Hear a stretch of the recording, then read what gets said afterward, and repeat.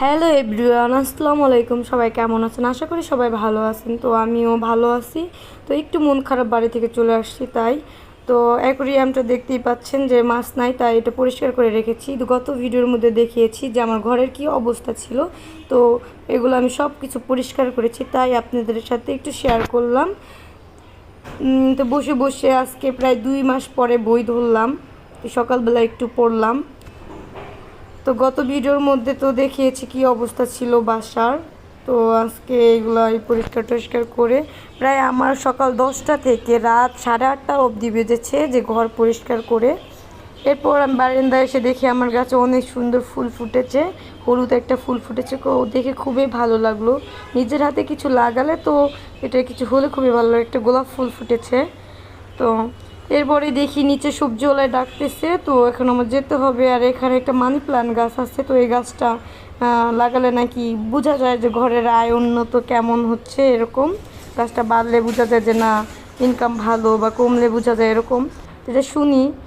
তা আলহামদুলিল্লাহ। পরে এই রুমে দেখি হলো ওয়ার্ড্রোব রেখেছি। পরে ওয়ার্ড্রোবটা ঠেলতে ঠেলতে আমি ওই পাশে নিয়েছি। এই পাশে ছিল আমার এত শক্তি, আমি আগে জানতাম না। তো এটার সাথে নাড়ানাড়ি করে এই পাশে নিয়ে নিয়েছি। পরে বারান্দায় এসে দেখি কবুতরের কী অবস্থা। এরই তো মনে হয় অ্যালার্জি নাই কবুতরের, কারণ এরা এত প্রচুর পরিমাণে খাবার খায় বলার বাইরে। হ্যাঁ, ডিম তো 2টাই ডিম দেয়, আর 2টা ডিম দেয় না। তো এই খাবার অপচয় করে। এদের আমি এত বুঝাই, খাবার তোরা অপচয় করিস না, তোর মালিকে অপচয় করে না, তোরা করিস না, কিন্তু এরা করবেই। পরে নিচে থেকে আমি যা যা প্রয়োজনীয় জিনিস আনলাম এগুলো একটু দেখাবো।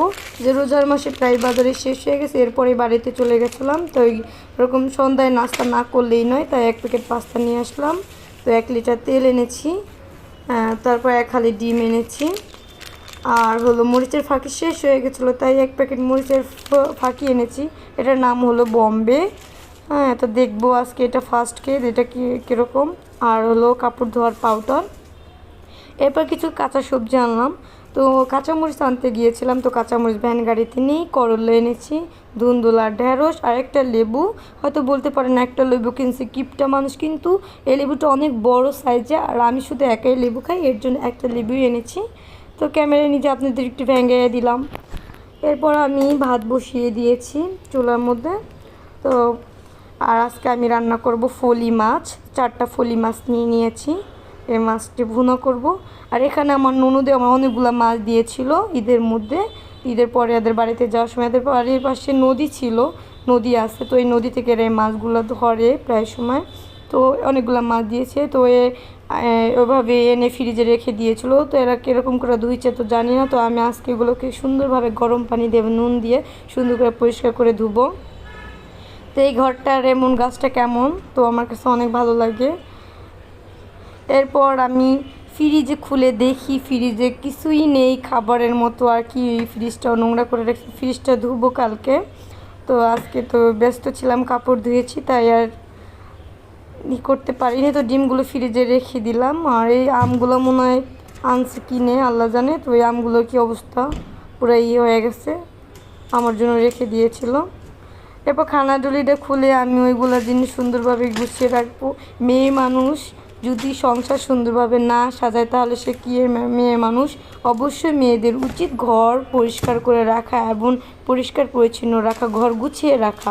হ্যাঁ, মেয়েরা যদি হয়তো চাকরি বাকরি করে ঠিক আছে, কিন্তু ঘর সামলিয়ে এটা করা ভালো, কারণ মেয়েদের ঘরেই সবচেয়ে বেশি সুন্দর মানায়। হ্যাঁ, বাহিরেও পড়ালেখা করে ইনশাল্লাহ ঘর সামলিয়ে যদি আমরা বাইরে যেতে পারি, কাজ করতে পারি, ইনশাল্লাহ তা করব।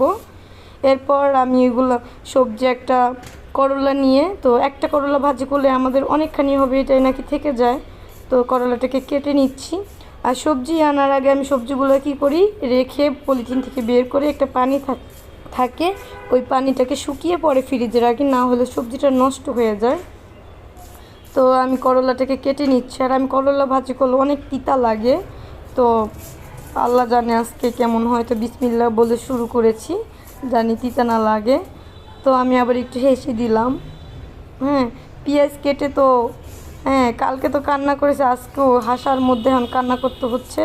পেঁয়াজ কেটে কে কে চোখের পানি চলে আসে বলবেন, আমার অনেক চোখ দিয়ে পানি বের হয়। তো পেঁয়াজ কেটে এই অবস্থা হচ্ছে। তো এরপর আমি এখন করলা ভাজিটা বসিয়ে দিব। করলা ভাজিটা চিংড়ি মাছ দিয়ে করলে বেশি মজা লাগে, কারণ আমি এখন কাজের জন্য চিংড়ি মাছগুলো কাটতে হবে, তাই আমি বের করি নাই, তাই শুধুই আজকে করলা ভাজিটা করবো। কাঁচামরিচ নেই, কাঁচামরিচ ছাড়া করলা ভাজি করতেছি। 2-3টা শুকনো মরিচ দিয়ে এরপর দিয়ে দিচ্ছি ভাজিগুলো। এই অবস্থা।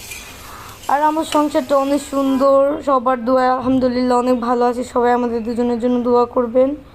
আমার হাজবেন্ড অনেক কেয়ারিং, আমাকে অনেক সাপোর্ট করে সব বিষয়ে, রেসপেক্ট করে। আমার অনেক ভালো লাগে তার এই বিষয়গুলা। তাকে আমার মানে সে আমার মনের মতো এনে যেরকম চেয়েছিলাম আলহামদুলিল্লাহ আল্লাহ অনেক ভালো দুজনকে মিলিয়ে দিয়েছে। শুকরিয়া আল্লাহর কাছে হাজার হাজার। তো এরপর মাছটাকে আমি হালকা গরম পানিতে ধুয়ে নিব। বেশি গরম পানিতে মাছের চামড়াটা তো উঠে যাবে, তো উমা গরম পানিতে ধুয়ে নিব। তো নিয়ে এখন ভালোভাবে পরিষ্কার করে ধুবো। ধুয়ে এই ফাঁকিটা তো কিনছি, এই বম্বে ফাঁকিটা আমার এক বম বাস্ট করে দিয়েছে, কারণ দেখি প্যাকেটটা খুলে ফাঁকির কালারটা এই অবস্থা। আমি তো ভাবতেই পারি না, মনে হয়েছে দোকানদারের যাইয়ে মুখ বাইসা লাগাই, ঠিক আছে। কিন্তু থাক, বেচারি কি দোষ, বেচারি তো জানে না, তো কী করবো, তাকে বলতে হবে যে রাঁধুনি প্যাকেটে সবচেয়ে ভালো। এইটা একবার বম্বে একবার বোম বাস্ট করে দেয়, ফাঁকি একদম বাজে একটা কালার। আল্লাহ জানে তরকারি কীরকম লাগে। তো আপনাদের খুবই আধুনিক একটা জিনিস দেখাবো। এইটা ডেন্টালের থেকে এনেছে হয়তো আর কোম্পানি দিয়েছে। এটা অসাধারণ একটা জিনিস, এটা দেখাবো। বলেন তো আপনারা এটা কি? এটা একবার এই কয়েলের মতো দেখতে। তো এটাকে আমরা প্রথম কনফিউজ হয়ে গেছি যে এটা কি, এটা মানে দুজনেই ভাইবা পাইতেছি না যে এই জিনিসটা কি কি।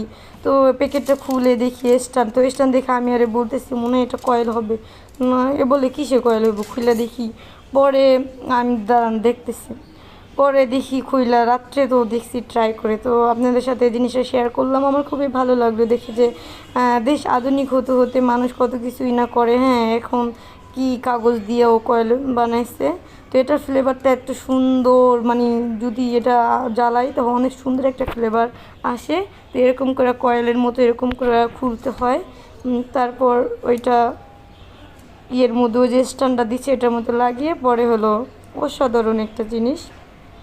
তো আমার কাছে দেখে খুবই ভালো লাগলো। আমি অনেক হাসতে হাসতে পেট ব্যথা হয়ে গেছে দেখে। আমি কী একটা জিনিস, দেখো কেমনে কি বানাইছে।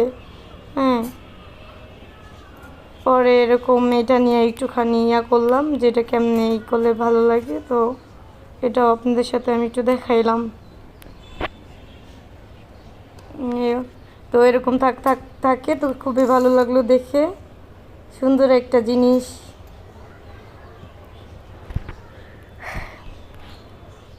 তাই আর আমার ভিডিও যদি ভালো লাগে অবশ্যই কমেন্ট করবেন, খারাপ কোনো কমেন্ট করবেন না, কারণ কাছের মানুষদের কাছ থেকে যদি খারাপ কোনো কমেন্ট পাই তাহলে ভালো লাগবে না, মনটা খারাপ হয়ে যাবে। তো পড়ালেখার পাল্টা যদি আমি পাশাপাশি যদি কিছু করতে পারি তো এটা আমার কাছে ভালো লাগে, কারণ সারাদিন বাসার মধ্যে বসে থাকি এর জন্যই। তো এরপর মরিচ দেখি, আমার একটা গাছ হয়েছে, তো গাছে দেখি আসে কোনো মরিচ আছে নাকি। এখন দেখি একটা মরিচ হয়েছে, তো এই মরিচটা এখন তুলবো, এটা ছিঁড়ে এখন তরকারির মধ্যে দিব, কারণ ভাজির মধ্যে শুধু তো শুকনো মরিচ দিয়েছি। কাঁচা মরিচ না দিলে তরকারি স্বাদেই লাগে না। কী করার, সবজিওয়ালার কাছে মরিচ ছিল না, তো এখন আর আমি কই পাবো, বাজারে না গেলে তো আর আনতে পারবে না। এরপর পরিমাণ মতো তেল দিয়ে দিচ্ছি, আর মাছগুলো ভুনা করে নিব। তো পুলি মাছ আমি আর কখনো রান্না করিনি যে এটা কেমন খেতে হবে, তা খেয়েছি কিন্তু রান্না করিনি কখনো। তো আজকে ফার্স্ট টাইম রান্না করছি। তো আমি প্রথম ভাবছিলাম মাছগুলো আমি ভাজবো না, পরিমাণ মতো হলুদ মরিচের জিরা ধনিয়ার ফাঁকি দিয়ে দিলাম। তো ভাবছি মাছটা ভাজবো না, পরে আবার বলি না ভাজা খাইলে আমি কি খেতে পারবো না, কেমন গন্ধ গন্ধ লাগে যদি এরকম ভাবতেছি। কিন্তু আমার মাছ ধোয়ার গন্ধ লাগবে না, আমি মাছ 20 থেকে 25টা ধুমো, না হলে 30-40 বার ধুইতে হইব আমার মাছ। যতক্ষণ মাছের আঁশটা গন্ধ থাকবে ততক্ষণ পর্যন্ত আমি ধুইতেই থাকি। এই সমস্যা আমার, একটু গন্ধ পেলে আমি কিছু খেতে পারি না। এরপর আমি যখন ভেজেই নিই, পরে একটা ফ্রাই প্যানের মধ্যে মাছ দিয়ে দিলাম। ফ্রাই প্যানের মধ্যে সব কিছু ভাজাভাজি করলে সুবিধা, কারণ কড়াইতে যেমন লেগে যায়, ফ্রাই প্যানের মধ্যে জিনিসগুলো লাগে না। তো সুন্দরভাবে মাছগুলো আমি এখন ভেজে নিচ্ছি, হালকা ভাজা করে নিব, তাতে হবে যাতে মনে শকটা না থাকে। এই তো আমার মাছগুলো ভাজা হয়ে গেছে, তরকারিটা কষানো হয়ে গেছে মশলাটা। তো এর মধ্যে আমি মাছগুলো দিয়ে দিচ্ছি। এখন একটু লেড়ে টেড়ে পরে করব। এই অবস্থা।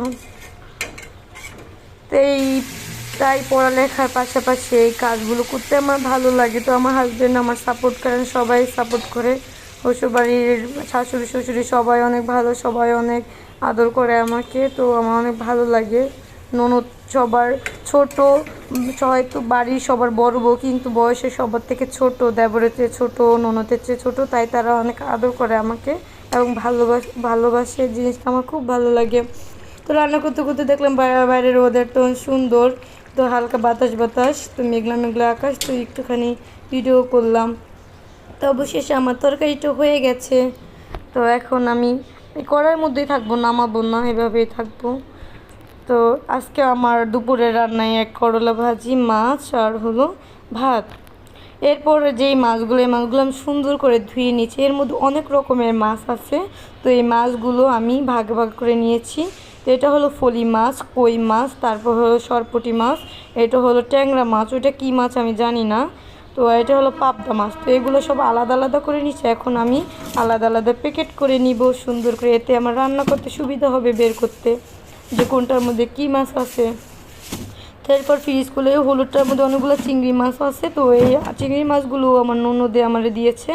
তো এদের বাড়ির পাশে নদী, তো এদের বাড়ির ওদিকে একটা ভিডিও আছে মাছ ধরা, তো ওইটা আমি আপনাদের সাথে আরেকদিন শেয়ার করব।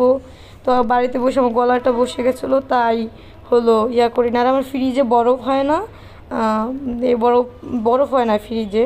তো ওই যে লাল নীল কালার বাটন, ওই জায়গায় টিপলে কখন কোনটা দরকার মানে ইচ্ছা মতো চলবে। রান্না করে অনেক ময়লাতে পরিষ্কার করতে হবে। এরপর সবজিগুলো পানি শুকিয়ে গেছে, এখন ফ্রিজের মধ্যে রেখে দিব। তো একটুখানি ময়লা দেখছি, তো টিস্যু দিয়ে আমি সুন্দর করে মুছে নিচ্ছি, জানি পানি না থাকে। তো এখন আমি সবজিগুলো ফ্রিজে রেখে দিব, পরিষ্কার করে রাখলাম, এরপর রেখে দিব। এখন সবগুলো পরিষ্কার করেছি, কিন্তু পাকঘরটা আমার পরিষ্কার করা হয়নি। তো পাকঘরটা আজকে সুন্দর করে পরিষ্কার করব। এটা রেখে দিলাম, ফ্রিজটা ধুবো কালকে। তো বরফ হয় না, তাই আমার অত কষ্ট লাগে না, একটা ডয়ার করে বের করে মুছলেই হয়। তো আমি অবশেষে আমার পাকঘরটা সুন্দরভাবে পরিষ্কার করে নিয়েছি। একবার ধুলা পরিষ্কার করে সব কিছু করে। নোংরা জিনিস আমার একদমই পছন্দ না। আমি যতটুকু জায়গায় কাজ করি অতটুকু জায়গায় মুছে কাজ করি, আমার ভালো লাগে না পানি টানি বা কোনো ধুলাবালি পড়লে। তো অবশ্যই আমার ভিডিওটা ভালো লাগে লাইক কমেন্ট শেয়ার করবেন। আজকে এই পর্যন্ত, আল্লাহ হাফেজ, সবাই ভালো থাকবেন। আবার দেখা হবে আরেকটা ভিডিও নিয়ে আপনাদের সাথে। খোদা হাফেজ।